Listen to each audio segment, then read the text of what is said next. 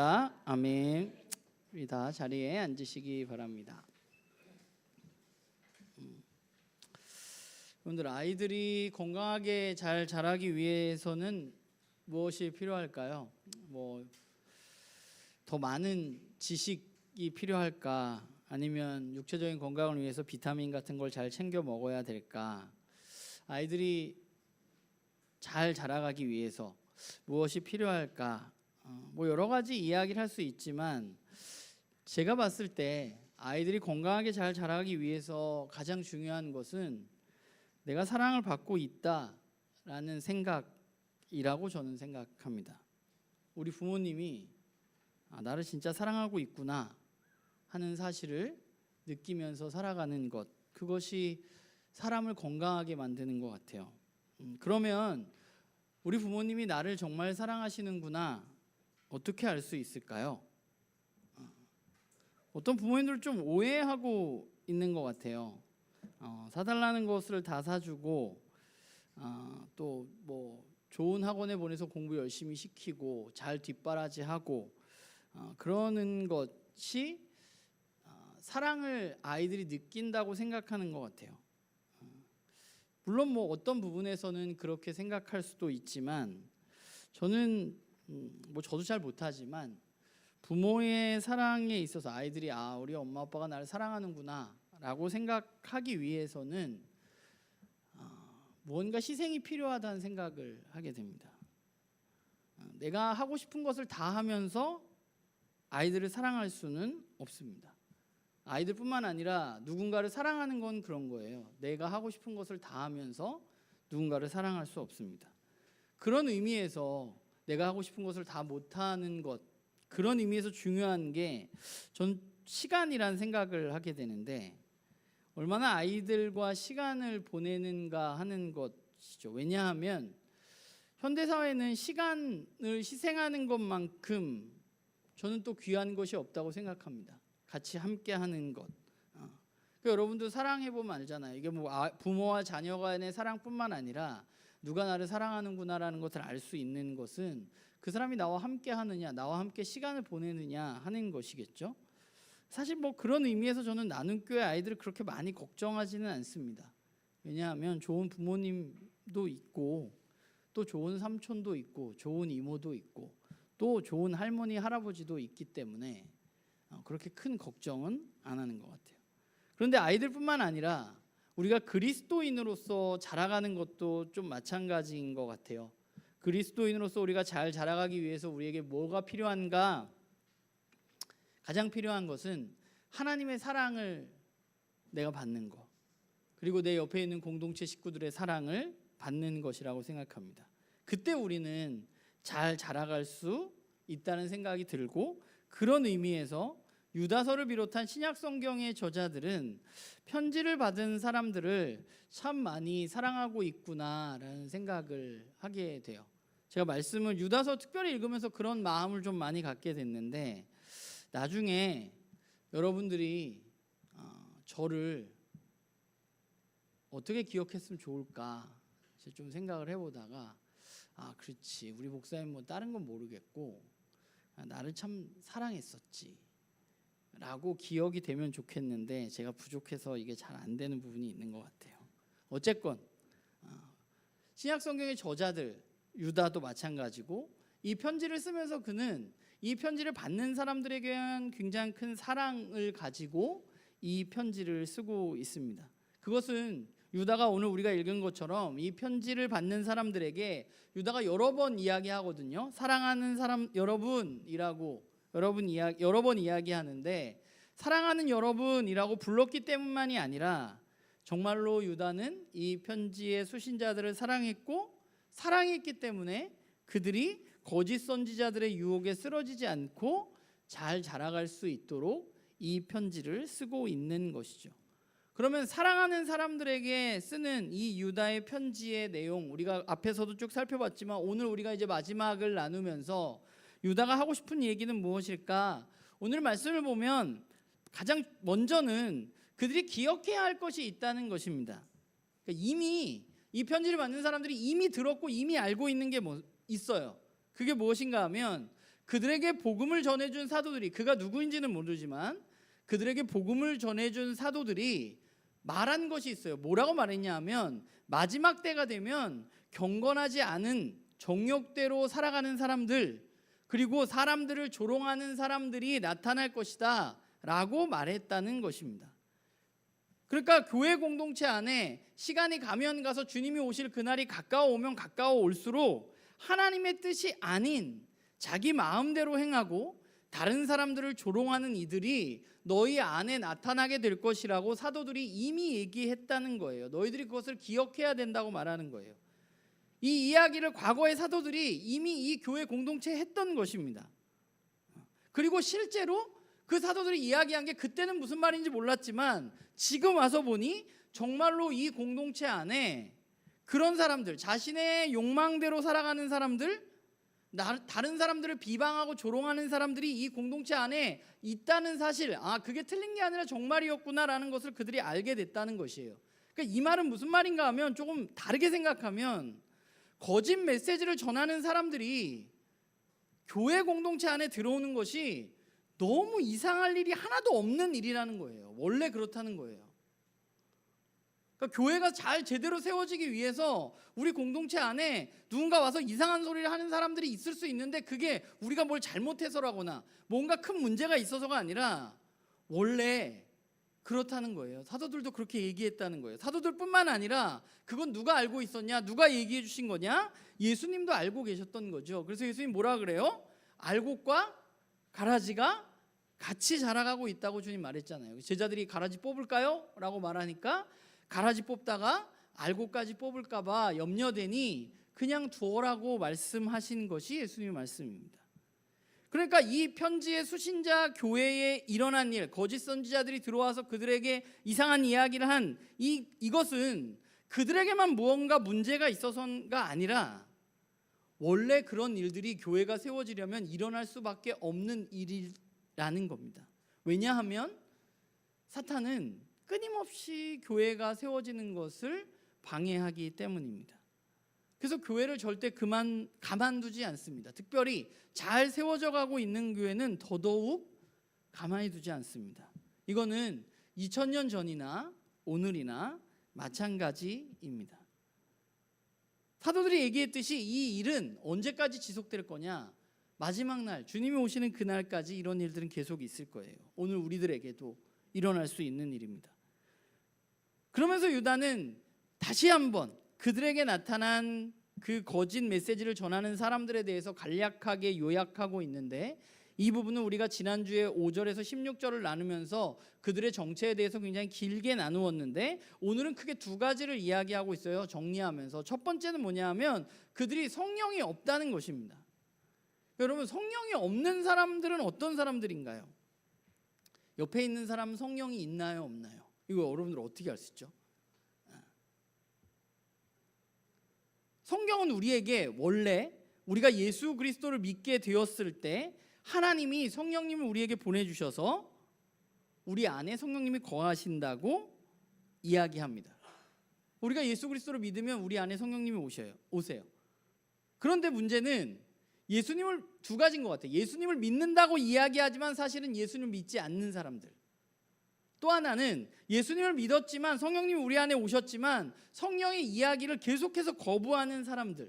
그래서 더 이상 성령이 이야기하지 않는 사람들. 그 안에 성령이 소멸된 사람들. 그 사람들이 바로 이 공동체에 나타난 거짓 선지자들이에요. 그런데 성령이 없는 사람들의 특징은 뭐냐 하면 그 사람들은 육에 속한 사람들이라는 거예요. 자신의 욕망대로 살아가는 사람들입니다. 그러니까 교회에서 누가 성령이 없는가를 살펴보려면 그 사람이 욕망대로 살아가는가 말씀대로 살아가는가를 우리는 보면 되는 것이죠.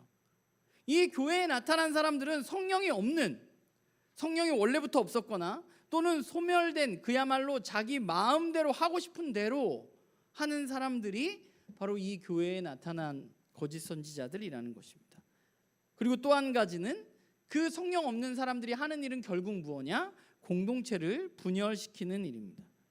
우리가 지난주에 살펴보았듯이 직통계시를 운운하면서 자신의 권위가 최고라고 이야기하고, 그렇기 때문에 내 권위가 최고기 때문에 다른 사람들을 거리낌 없이 비방하고 조롱하는 사람들, 그래서 공동체의 분열을 일으키는 사람들, 그들이 바로 거짓 선지자들이에요. 여러분, 교회는 사랑하는 곳입니다. 교회는 비방하고 조롱하는 곳이 아닙니다.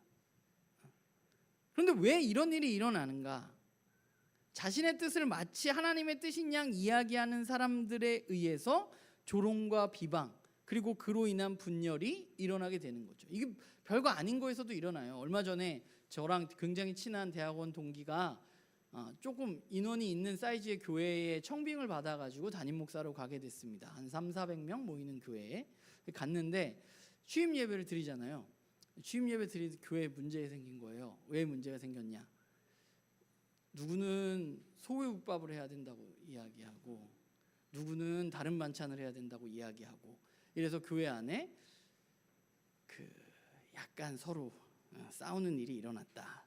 그래서 제 동기가 저를 만나서 이거는 어떻게 해야 되는지 이러면서 저한테 이야기했던 일이 있는데, 이런 일이 여러분들 웃지만 되게 많아요. 교회에 소고기국을 하는 게 하나님 뜻이라고 이야기하는 사람들이 있어요. 없을 것 같죠? 있습니다. 자신의 생각이 하나님의 뜻이라고 이야기하는 사람들이 있어요. 그래서 그 사람들은 자신의 주장이 맞기 때문에 다른 사람들을 마구 조롱하고 비방하고 분열을 일으키게 되는 것이죠. 그러니까 이 교회에 유다의 편지를 받는 이 사람들에게 나타난 사람들은 결국 성령이 없이 하나님 말씀대로 하지도 않고, 결국 그래서 교회를 깨트리는 사람들, 그러니까 잘 살펴보면 그냥 거짓일 수밖에 없는 사람들이 그 교회 안에 있는 거예요. 근데 문제는 뭐예요? 그 사람들의 혹해서 그 사람들의 유혹에 넘어지고 있는 사람들이 일어나고 있다는 거죠. 왜냐하면 우리 모두에게는 내 마음대로 하고 싶은 욕망이 있기 때문입니다. 그 욕망을 채워주는 사람들이기 때문에 그래요. 그럼 문제는 얘기했잖아요. 이런 사람들이 없지도 않을 거고 계속 있을 거고, 그 사람들이 하는 일은 욕망대로 살아가고 교회를 분열시키고 넘어뜨리려고 하는 일인데, 그런 일이 없지 않고 있을 텐데, 그렇다면 중요한 것은 무엇인가 하면, 우리가, 여러분과 제가 각자가 우리의 신앙을 어떻게 지킬 수 있을 것인가, 교회는 어떻게 교회답게 지켜질 수 있는 것인가, 무엇이 우리에게 필요한가에 대해서 유다가 이야기하고 있는 것이죠. 20절 21절에 나온 본문을 보면, 이 본문이 사실 한 문장인데 이 전체 문장의 주어가, 그러니까 그 서술어가 뭐냐면 자신을 지키는 것입니다.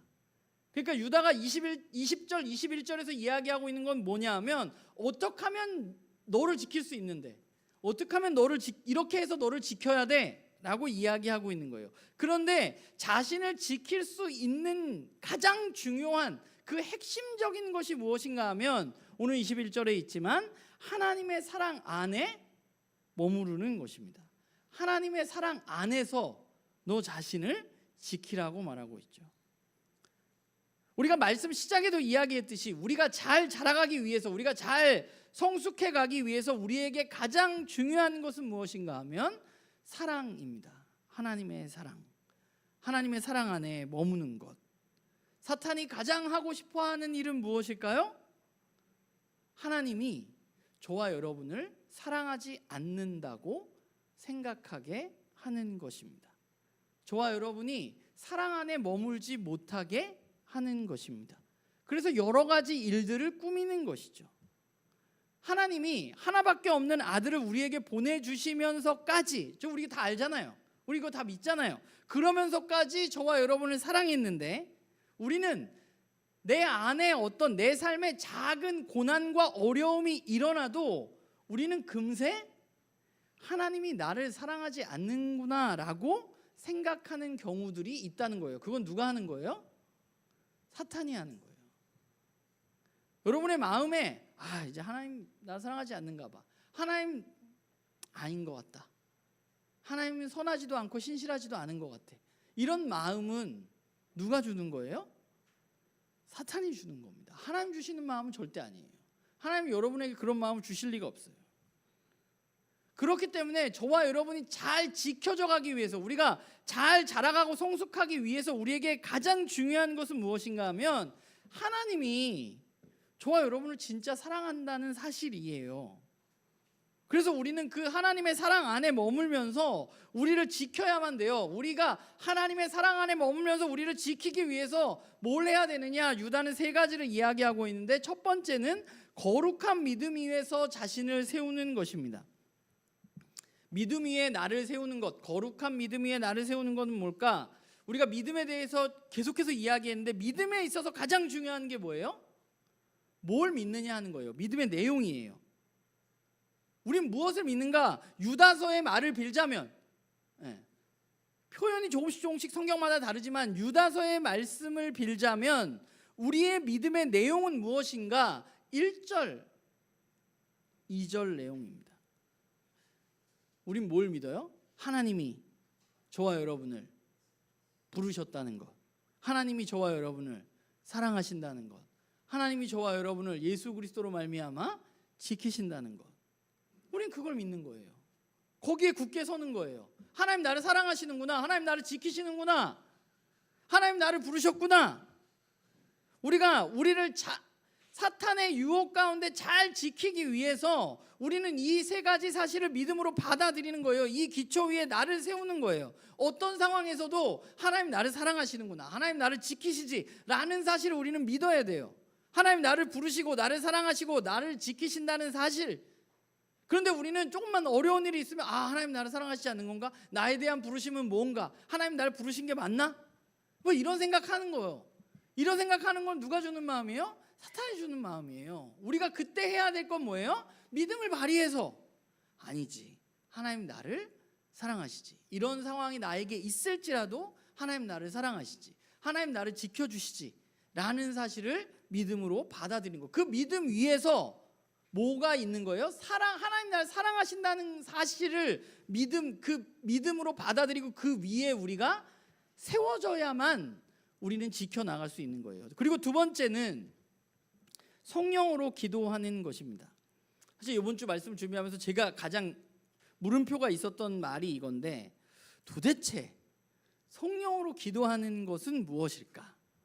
성령으로 기도하는 것은 뭔가요? 여러분, 성령으로 기도하는 것은 뭘까요? 방언을 하는 게 성령으로 기도하는 건가요? 옛날에 저 그렇게 생각했어요. 방언을 못하니까 내 안에 성령이 안 계신가?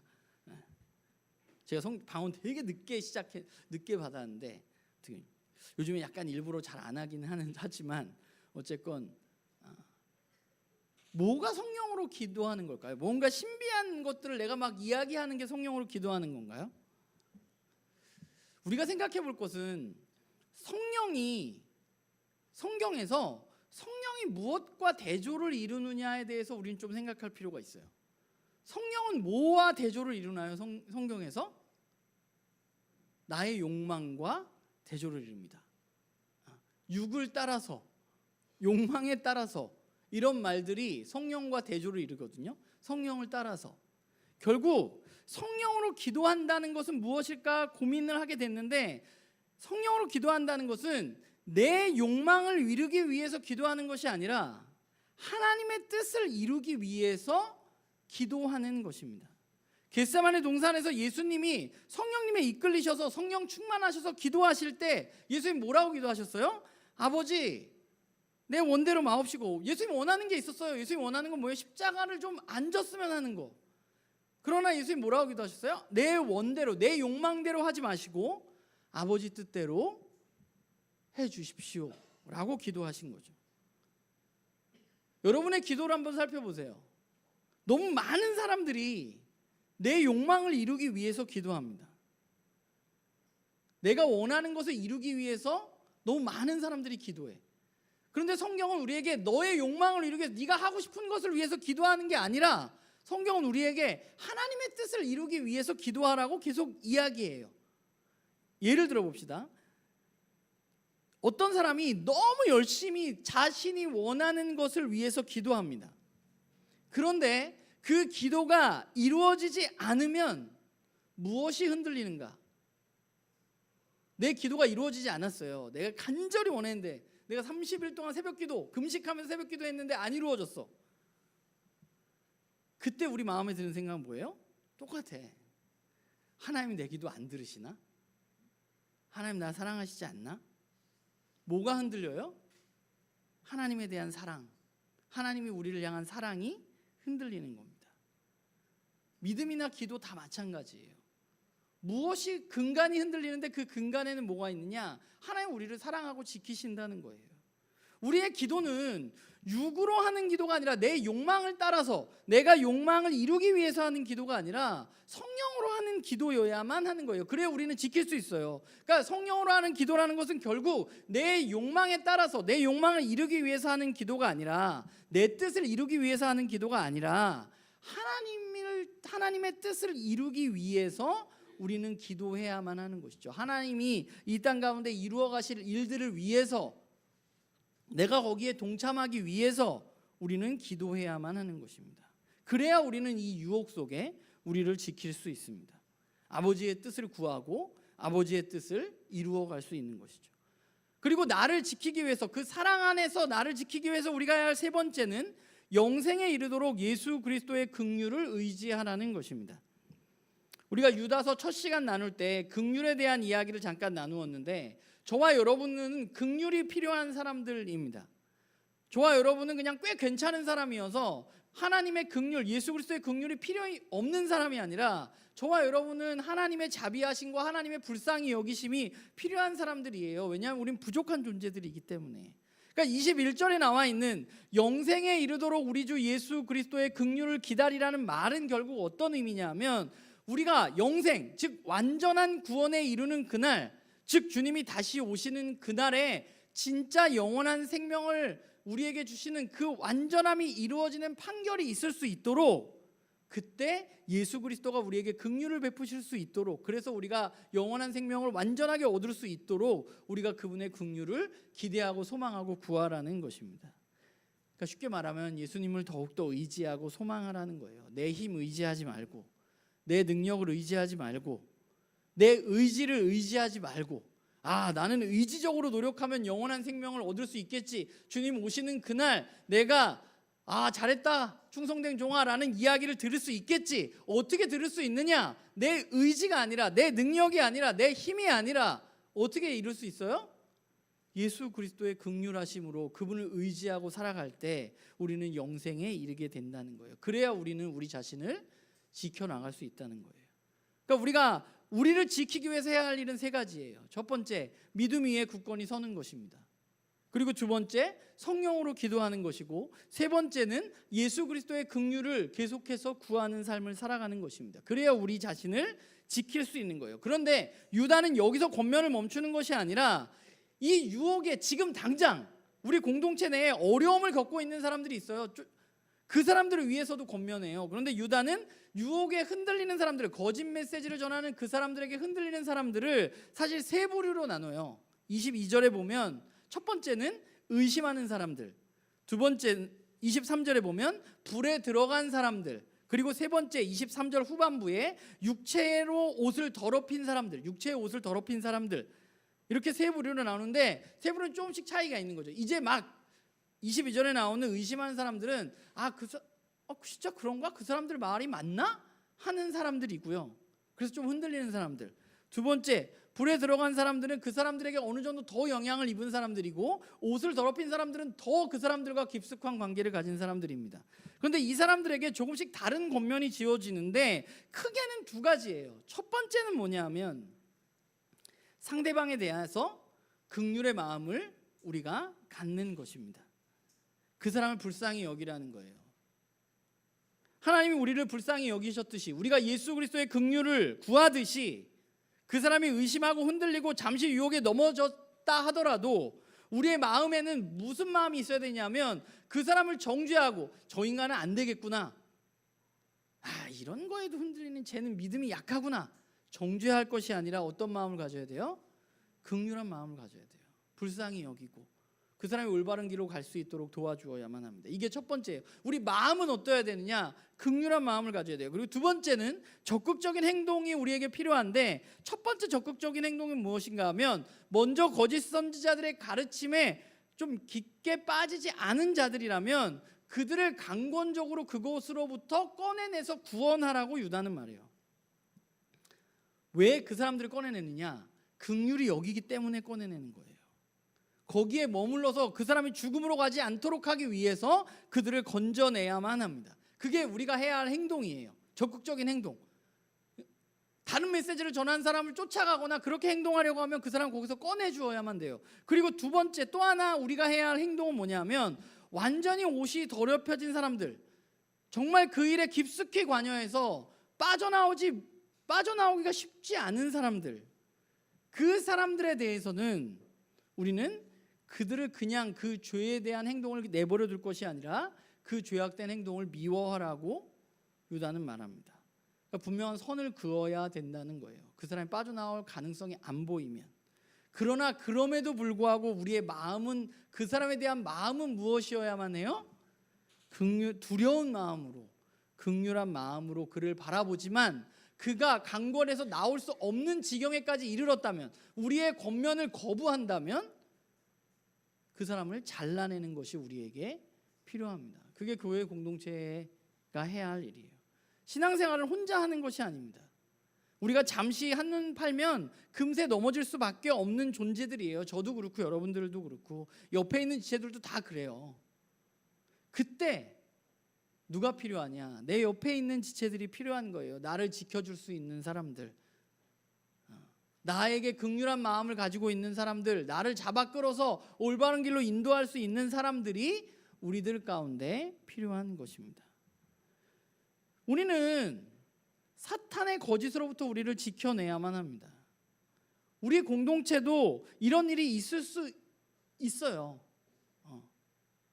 우리는 우리 스스로를 지켜내야만 합니다.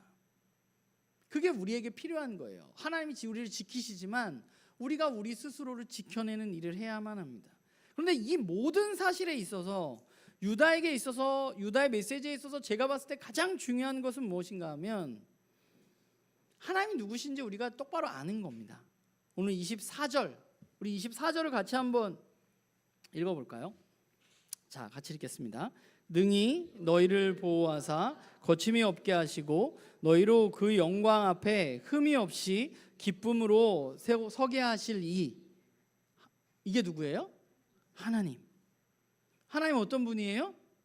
우리를 포기하지 않으시고 끝까지 보호하시고 주님 오시는 그날에 우리를 기쁨으로 서게 하실 그분이 바로 하나님이에요. 유다는 1절부터 계속해서 이야기했어요. 하나님 우리를 사랑하시고 우리를 부르셨고 우리를 지키신다고 말했어요. 우리가 믿는 하나님은 어떤 하나님이냐? 못된 하나님 아니에요. 여러분들을 괴롭히는 하나님도 아니에요. 우리가 믿는 하나님은 저와 여러분을 지키시는 하나님입니다. 주님 오시는 그날에 우리가 거기에 기쁨으로 굳게 서도록 그때까지 우리를 매우 열심히 지키시는 분이에요. 여기서 기쁨으로 서게 한다라고 했을 때 이 말이, 이런 장면을 좀 생각해 볼 수 있는 것 같아요. 아이들이 이제 막 두 발로 걷기 시작한 아이가 있어요. 막 이렇게 걸어가다가 걷기 시작했을 때 부모가 처음엔 아이를 손잡고 도와주다가 잠시 손을 뗄 때가 있잖아. 혼자 이렇게 걷잖아. 그럼 넘어지려고 휘둥휘둥 되잖아. 그럼 부모가 어떻게 해요?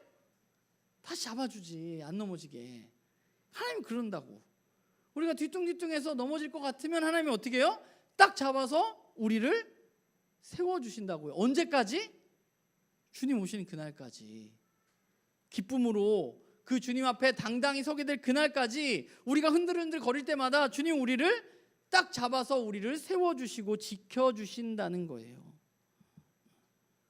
그게 바로 하나님이에요. 하나님은 끝까지 저와 여러분을 세우시고 지키시는 분이십니다. 그분이 우리를 지키신다는 것은 우리가 아무것도 하지 않아도 된다는 게 아니라, 오늘 우리가 말씀을 나눈 것처럼 우리는 믿음으로, 기도로, 소망으로 우리 자신을 지켜나가야만 돼요. 그런데 중요한 건 뭐냐면, 저와 여러분이 믿음에 굳게만 서 있고 성령으로 기도하고 주님 오실 그날의 긍휼을 소망하기만 한다면, 우리가 그것만 한다면 하나님은 절대로 우리를 버리시거나 포기하지 않으신다는 거예요. 그분은 우리를 지키실 거예요. 그분은 우리를 붙잡아 주실 거고 주님이 오실 그날까지 우리를 세워주실 것입니다. 그렇기 때문에 우리 안에 거짓 선지자들이 들어오는 것을 우리가 겁낼 필요가 없어요. 우리가 해야 할 것만 하면 돼. 믿음에 굳게 서고 성령으로 기도하고 주님 오시는 그날을 소망하는 거, 그것만 우리가 올바로 해나간다면 이 안에 누가 들어와서 아무리 이상한 얘기 하더라도 여러분들이 그 세 가지만 열심히 하고 여러분들이 그 세 가지만 잘한다면 우리는 흔들리지 않을 거예요. 왜냐하면 주님이 우리를 지켜주실 거니까. 그 하나님 우리는 계속해서 기억해야만 돼요.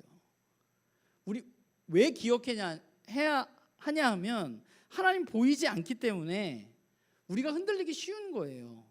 눈에 보이는 어떤 일들이 우리 앞에 너무 많기 때문에, 우리 귀에 직접적으로 들리는 소리가 너무 많기 때문에 눈에 보이지 않는 하나님이 멀게 느껴지고 잘 그분을 기억하지 못하. 여러분 하루에 하나님 얼마나 기억하며 살아요? 우리 많이 기억 못하잖아.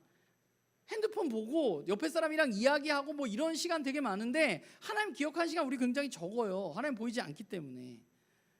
그럼 우리가 해야 할 일은 뭐냐 하면 그 하나님을 기억하는 거예요. 하나님 정말 나를 지키시고 사랑하신다는 사실. 그래, 그 하나님을 기억하기 위해서 우리가 하는 또 하나의 일이 뭐냐 하면 예배하는 거예요. 우린 예배를 통해서 하나님 만납니다. 하나님 만나기에 그분을 알고 또 그분을 기억합니다.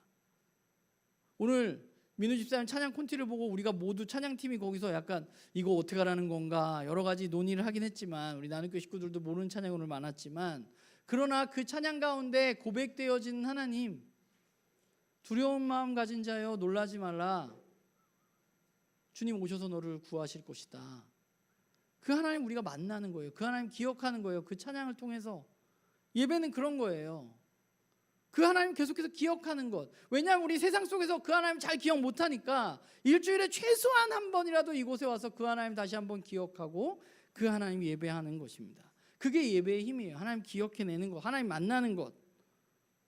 우리가 이 기억하고 하나님을 만나는 이 예배를 온전히 드려갈 때, 주일에만 예배 드리는 게 아니라 여러분의 일상 가운데 그 하나님 기억하고 그 하나님 찬양하고 예배할 때 우리에게 어떤 일이 일어나냐? 우리는 더 이상 우리의 욕망을 따라서 살아가는 사람들이 아니라 세상에 거짓되고 썩어지고 헛된 것들이 진짜 아무것도 아니라는 사실을 우리는 깨닫게 되어지고, 그것들이, 그 사탄의 계략이 우리의 예배의 힘 앞에 고꾸러지게 되고 넘어지게 되는 것입니다. 저는 이번에 유다서 말씀을 보면서 고린도 교회에 보낸 바울의 편지 중에 우리가 잘 아는 말씀이 한 구절 생각났는데, 믿음과 소망과 사랑은 항상 있을 것인데 그 중에 제일은 사랑이라. 저는 모든 것이 하나님의 사랑으로부터 시작되었다고 생각합니다. 그 사랑은 무엇으로도 끊을 수 없는 사랑입니다. 하나님 그렇게 여러분을 사랑하세요.